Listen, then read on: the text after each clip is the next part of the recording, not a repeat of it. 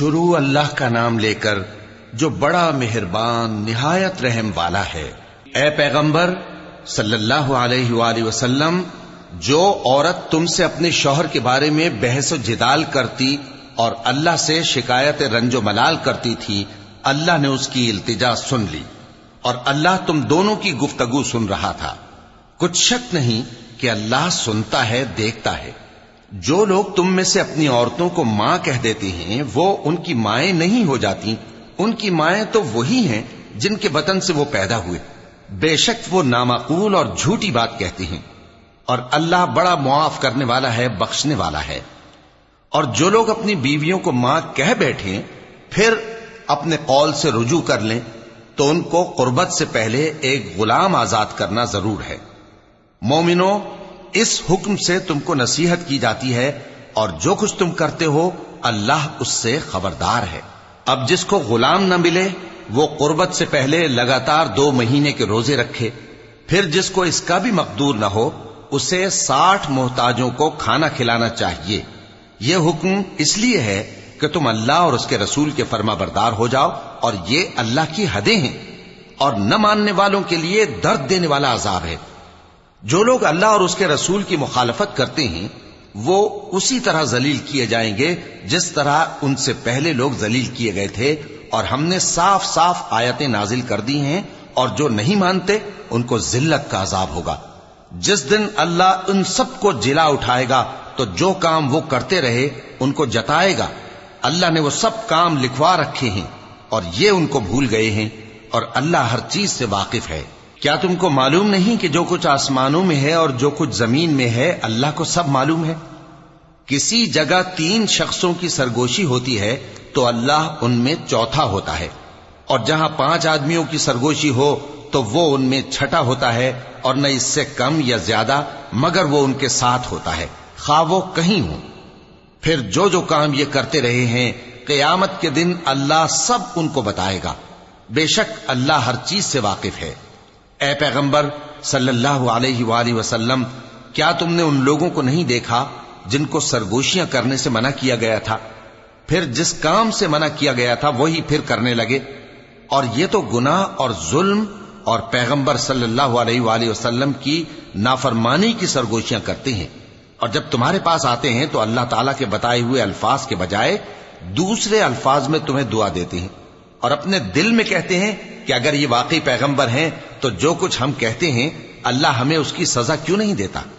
اے پیغمبر صلی اللہ علیہ وآلہ وسلم، ان کو دوزخ ہی کی سزا کافی ہے، یہ اسی میں داخل ہوں گے اور وہ بری جگہ ہے۔ مومنو، جب تم آپس میں سرگوشیاں کرنے لگو تو گناہ اور زیادتی اور پیغمبر کی نافرمانی کی باتیں نہ کرنا، بلکہ نیکوکاری اور پرہیزگاری کی باتیں کرنا، اور اللہ سے جس کے سامنے جمع کیے جاؤ گے ڈرتے رہنا۔ منافقوں کی سرگوشیاں تو شیطان کے اکسانے سے ہیں، جو اس لیے کی جاتی ہیں کہ مومن ان سے رنجیدہ ہوں، مگر اللہ کے حکم کے سوا ان سے انہیں کچھ نقصان نہیں پہنچ سکتا۔ تو مومنوں کو چاہیے کہ اللہ ہی پر بھروسہ رکھیں۔ مومنوں، جب تم سے کہا جائے کہ مجلس میں کھل کر بیٹھو تو کھل کر بیٹھا کرو، اللہ تم کو کشادگی بخشے گا، اور جب کہا جائے کہ اٹھ کھڑے ہو تو اٹھ کھڑے ہوا کرو۔ جو لوگ تم میں سے ایمان لائے ہیں اور جن کو علم عطا کیا گیا ہے اللہ ان کے درجے بلند کرے گا، اور اللہ تمہارے سب کاموں سے واقف ہے۔ مومنو، جب تم پیغمبر کے کان میں کوئی بات کہو تو بات کہنے سے پہلے مساکین کو کچھ خیرات کر دیا کرو، یہ تمہارے لیے بہت بہتر اور پاکیزگی کی بات ہے، اور اگر خیرات تم کو میسر نہ آئے تو اللہ بخشنے والا مہربان ہے۔ کیا تم اس سے کہ پیغمبر کے کان میں کوئی بات کہنے سے پہلے خیرات کرو ڈر گئے؟ پھر جب تم نے ایسا نہ کیا اور اللہ نے تمہیں معاف کر دیا تو نماز قائم کرتے رہو اور زکوٰۃ دیتے رہو، اور اللہ اور اس کے رسول صلی اللہ علیہ وآلہ وسلم کی فرما برداری کرتے رہو، اور جو کچھ تم کرتے ہو اللہ اس سے خبردار ہے۔ بھلا تم نے ان لوگوں کو نہیں دیکھا جو ایسے لوگوں سے دوستی کرتے ہیں جن پر اللہ کا غضب ہوا؟ وہ نہ تم میں ہے نہ ان میں، اور جان بوجھ کر جھوٹی باتوں پر قسمیں کھاتے ہیں۔ اللہ نے ان کے لیے سخت عذاب تیار کر رکھا ہے۔ یہ جو کچھ کرتے ہیں یقیناً برا ہے۔ انہوں نے اپنی قسموں کو ڈھال بنا لیا ہے اور لوگوں کو اللہ کے رستے سے روک دیا ہے۔ سو ان کے لیے ذلت کا عذاب ہے۔ اللہ کے عذاب کے سامنے نہ تو ان کا مال ہی کچھ کام آئے گا اور نہ اولاد ہی کچھ فائدہ دے گی۔ یہ لوگ اہل دوزخ ہیں، اس میں ہمیشہ جلتے رہیں گے۔ جس دن اللہ ان سب کو جلا اٹھائے گا تو جس طرح تمہارے سامنے قسمیں کھاتے ہیں اسی طرح اس کے سامنے بھی قسمیں کھائیں گے اور خیال کریں گے کہ ایسا کرنے سے کام چل جائے گا۔ سنو، یہی تو ہیں جھوٹے۔